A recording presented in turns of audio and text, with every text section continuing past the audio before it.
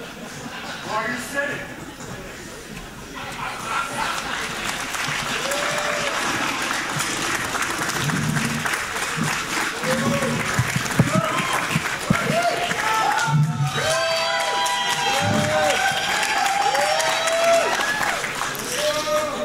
Thank you so much for the opportunity to offer a rebuttal this evening at the famed LCA dinner. And I have to say, weren't they extraordinary? Give them all a round of applause. I thought they were amazing.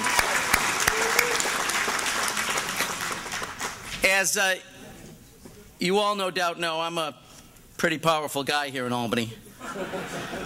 Or to put it more aptly, I'm what my staff refers to as a legislative juggernaut. At least those staffers who wish to remain staffers. For those of you who don't believe me or my staff, read my official bio. It literally screams, really big deal.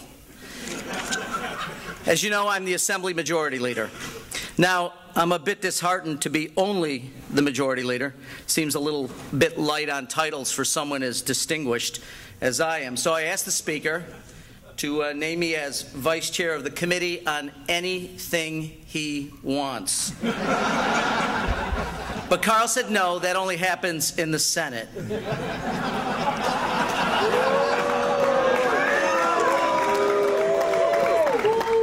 God, he is such a stickler. I am, however, still a formidable guy here in Albany, so you wouldn't necessarily think this dinner would be that special to me to attend. But I am nonetheless very grateful for the invitation. I'm truly excited to have a few minutes here at the podium where they spared no expense. At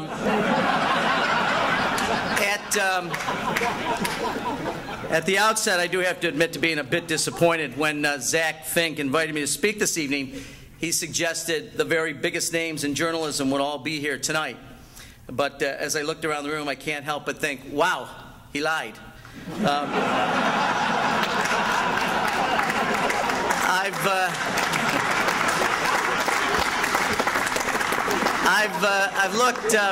I looked all over and seen neither hide nor hair of Nick Confessori. So seriously, Zach? Which does remind me, seeing as Rochester is regarded as the minor league sports capital of America, I'm particularly comfortable being here with all of you in the press corps tonight.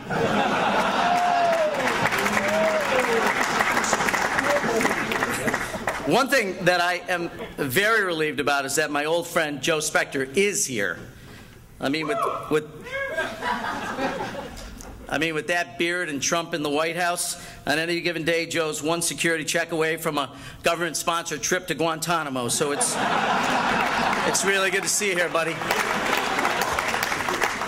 All kidding aside, I do need to say it's truly an honor to be asked to speak here with all of you tonight. And several of you have been so kind to me during the past several weeks.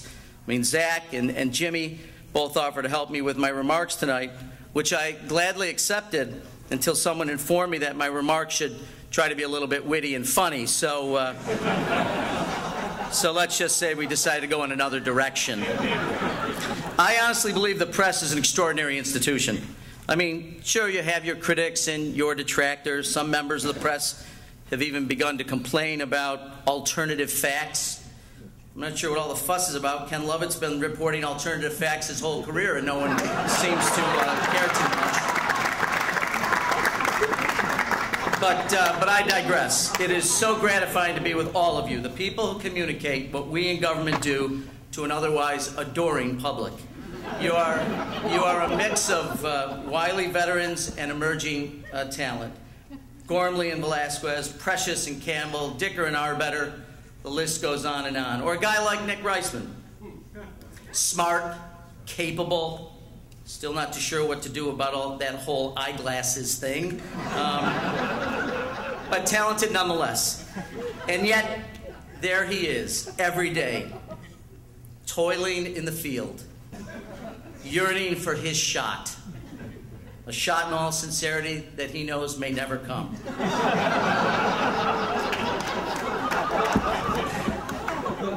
The number 2 guy, longing for that day to step into the top job, to be number 1. Nick, admit it, you can almost touch it. You want it. You feel it. You desire it. You covet it. Okay, all right, enough about Nick. Let's talk about me some more.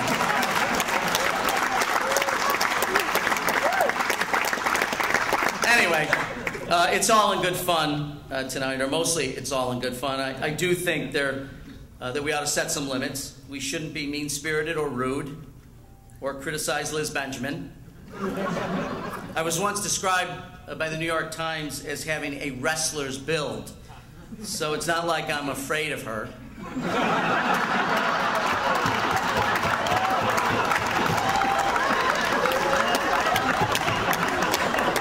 Or anything. But maybe I am. A little. Okay, a lot. Hey, not to change the subject, but isn't it crazy what's going on in the world with a leader who has irrational tweets, dictatorial mandates, strange and twisted loyalty tests? But enough about the governor. Let's talk about President Trump right now. Come to think of it, I don't want to talk about politics at all tonight. In the spirit of full disclosure and reporting, I think I want to share with you a little bit about myself. Not the gifted statesman who you all know and love. The person who has crafted such landmark legislative achievements like naming the state Bush, the lilac, or naming the official state slogan, I love New York. No, tonight I want to answer the question that's on everyone's mind. Joe, what's it like to be one of the most powerful, respected political leaders in the greatest state in America? You're all wondering. To answer that question, I really need to show you the real me. The normal, everyday Joe. The average Joe. No pretensions, nothing particularly exciting, just me. A day in the life.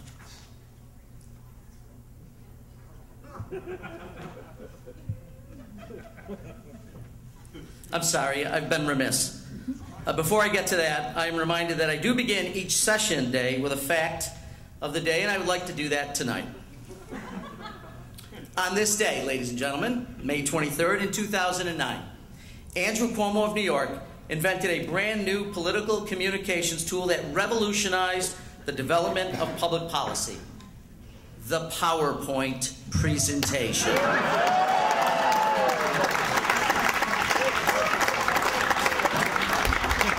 Although some naysayers have suggested that this software application was actually created by Microsoft Corporation, a little-known startup company from a state other than New York, most historical revisionists now credit Mr. Cuomo with the invention. Cuomo became New York governor just several months later and used the PowerPoint presentation to give his very first State of the State address, a practice he continues to the present day. It's safe to say that this innovative approach to the State of the State message has been completely embraced by the legislature. In fact, this year's State of the State is widely regarded by all members as the best address of its kind in recent memory.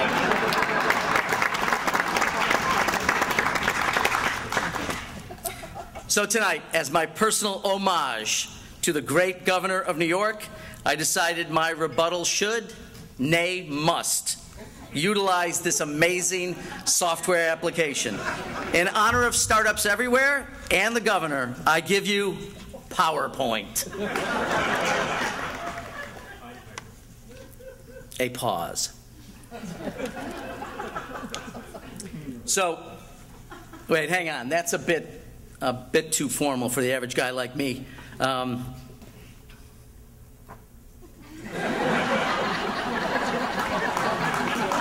That's more like it.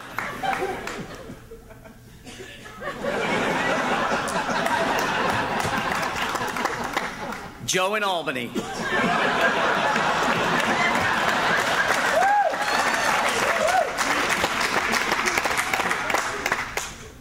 Joe in Rochester. Now, back in Irondequoit, I begin my day like most everyone else, with a little bit of a morning routine.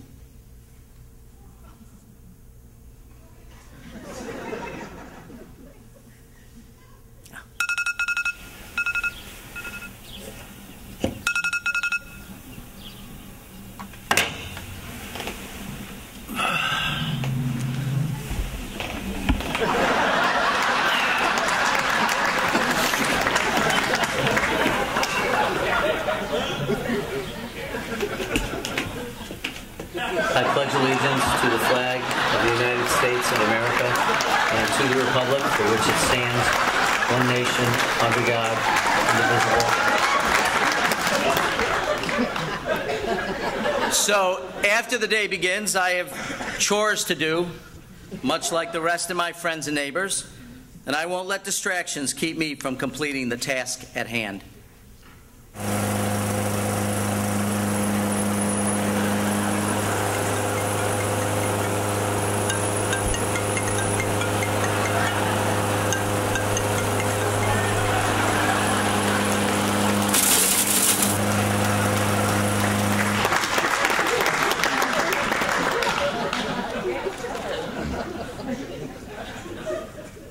Now, cutting the lawn isn't my only chore. There are, I don't know, cows to milk, hay to bale, tractors to run, something or other to do with other machine-type things.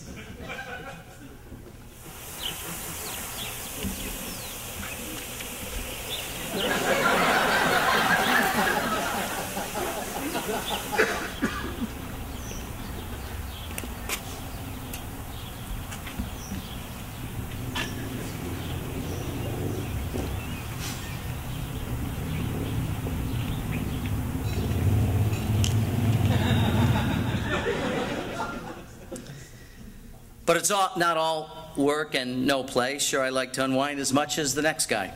Hell, I'll even decide to spend some of my off time with my adoring staff. They're just so excited for the time we get to hang out and just have a little fun.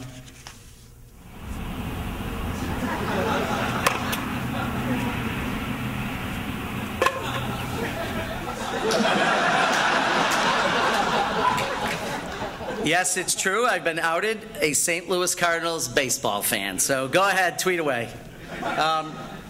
Now, I have other hobbies as well.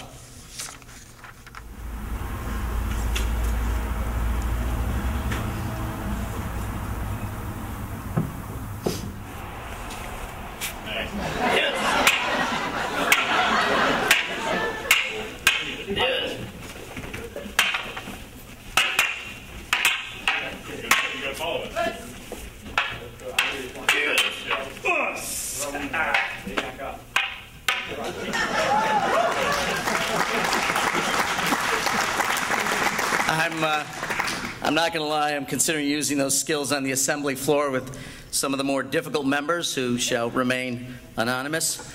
Tom Abenanti.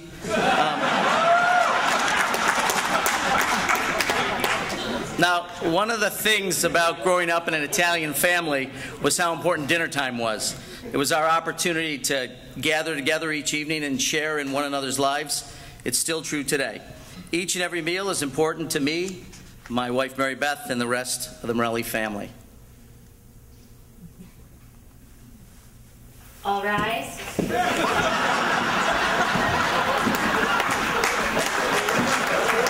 House will come to order. I move to dispense with the further reading of the Journal of Thursday, May 11th, that the same stand approved. All in favor? Aye. Nay? No. Broccoli? Lay it aside. Lay it aside.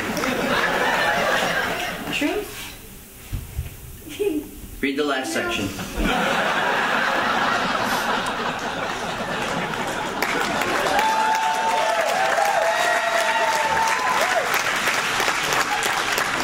But nothing, and I mean nothing, beats the time at the end of the day when I get to spend a few precious moments with my beautiful grandchildren, Arabella and Jonas. They pick out one of their favorite children's books, and then we settle down to read. They don't see a powerful political leader. To them, I'm just Papa. It took place some 40 miles from here without my knowledge or orders, he told his wife. It was entirely unauthorized by me, and I am in no manner responsible for it. The person directly to blame, McClellan said, was Colonel Baker, who had exceeded General Stone's orders.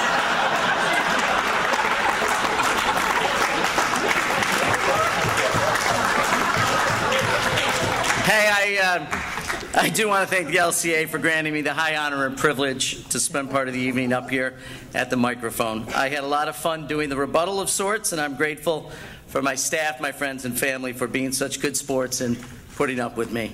I also